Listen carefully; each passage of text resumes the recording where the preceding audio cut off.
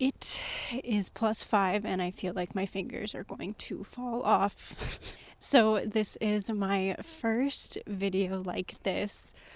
I wanted to film it yesterday, but it was too windy. So today I'm filming in the middle of a fog advisory, and it might be a little too jittery with the camera while I'm walking, but I thought it would be fun to film and walk.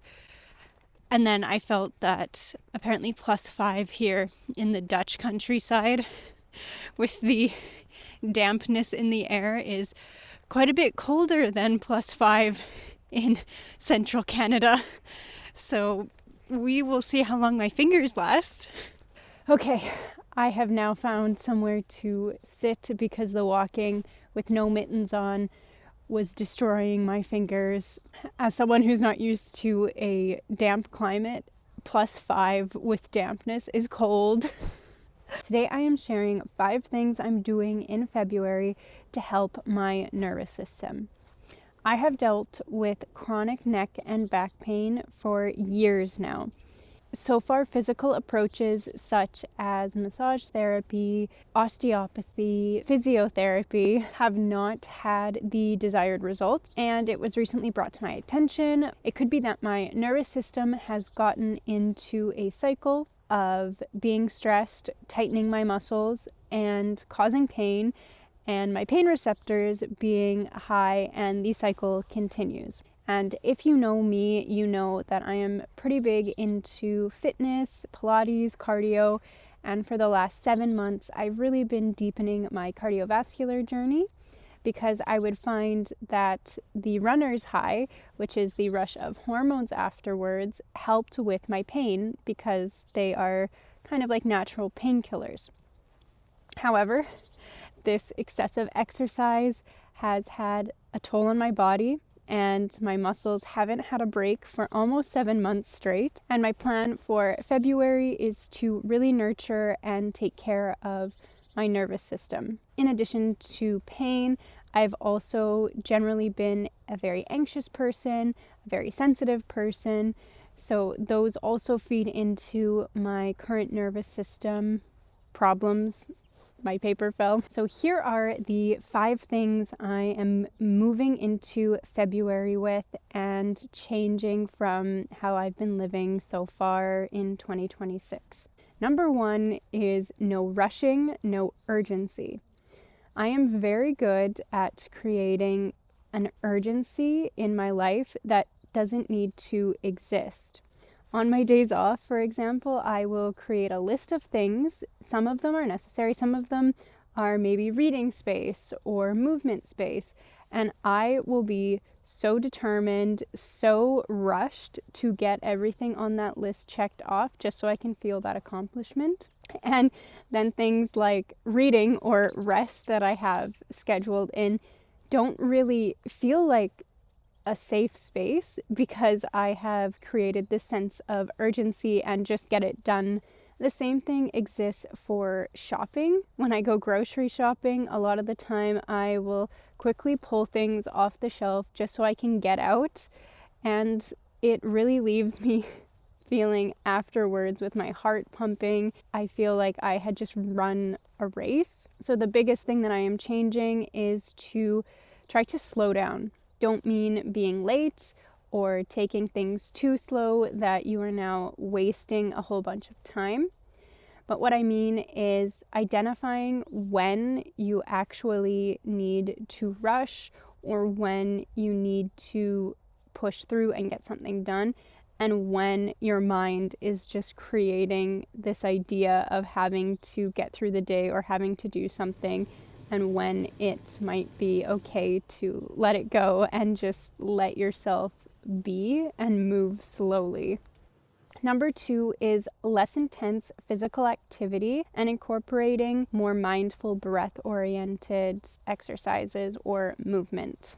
This can include anything that's gentle, anything that focuses on bettering my posture. I really like ballet, and I recently got back into doing ballet. I did it as a child, but I just started last year, and I find ballet really makes me pay attention to everything that's going on in my body and it helps me visualize myself fully. My plan for incorporating yoga or qigong, maybe rehabilitating Pilates, is all going to be from a space of gentle, calm, and breath-oriented movement instead of doing it to make sure I maintain a certain body shape or appearance or because I feel like I have to. Another big thing that I'm moving into February with is letting go of control, of fearing the worst, and moving into compassionate acceptance. So recently I read some work by Tara Brach, who's a PhD researcher and does a lot... I'm sorry, there's a dog. She explores approaching life with a Buddhist heart, so very much looking into how we can accept the present and stop trying to control the future or reliving the past. And another aspect of this approach is going to be cultivating a reminder of gratitude. I'm not great every day at writing down or even saying out loud what I'm grateful for, but whenever I think of it, I like to say one thing at that moment that I'm grateful for.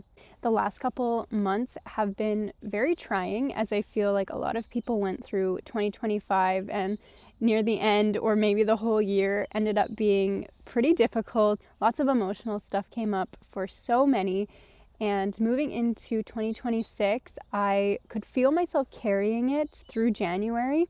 And for February, I'm really going to give myself space to process the sadness, process the troubles from 2025, but also let myself move on from them and exist in a new year with new experiences and, as always, new opportunities and possibilities. My fourth practice that I'm integrating and making a huge part of my daily life for this month is meditation, specifically visualizations. Now, meditation is very different for each person. I prefer visualizations. Right now, I am doing a 15-minute visualization every morning led by Oshana, who is a sound bath healer, and she guides you through a visualization of golden light, and it's such a beautiful meditation, and I will put all of that information down below if you're interested. But honestly, just finding what kind of meditation works for you. You don't have to do it every day.